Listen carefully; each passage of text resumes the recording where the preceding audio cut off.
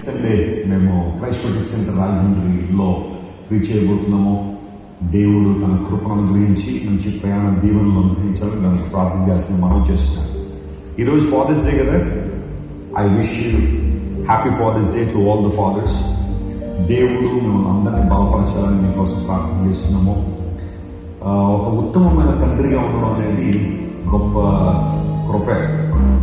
తండ్రులు చాలామంది ఉండొచ్చు, కానీ ఆదర్శవంతమైన తండ్రులుగా కుటుంబాన్ని ప్రార్థనతోనూ వాక్య ధ్యానంతోనూ సమర్పణతో నింపే తండ్రుల కోసం దేవుడు చూస్తాడు. నేను ప్రాముఖ్యంగా నా ఆత్మీయ తండ్రి, అదేవిధంగా శారీరక తండ్రి నా కోసం జోసెఫ్ విజయ్ కుమార్ గారిని బట్టి నేను చాలా ప్రభుత్వం స్థుతిస్తున్నాను. వాటిని బట్టి ప్రతిరోజు నేను దేవుణ్ణి ఘనపరుస్తాను, ప్రభువుని మహిమపరుస్తాను.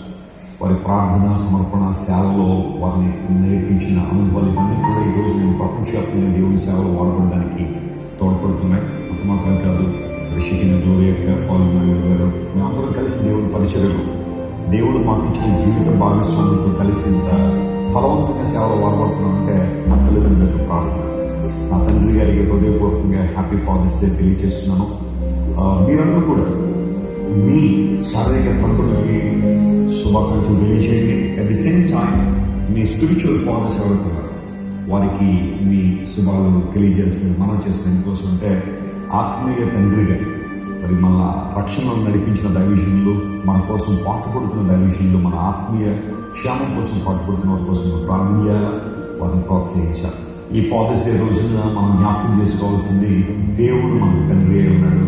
ఆయన పరలోకము మన తండ్రి అని, పరిశుద్ధుడైన తండ్రి అని, మహిమగల తండ్రి అని బైబిల్ సెలవిస్తూ ఉంది.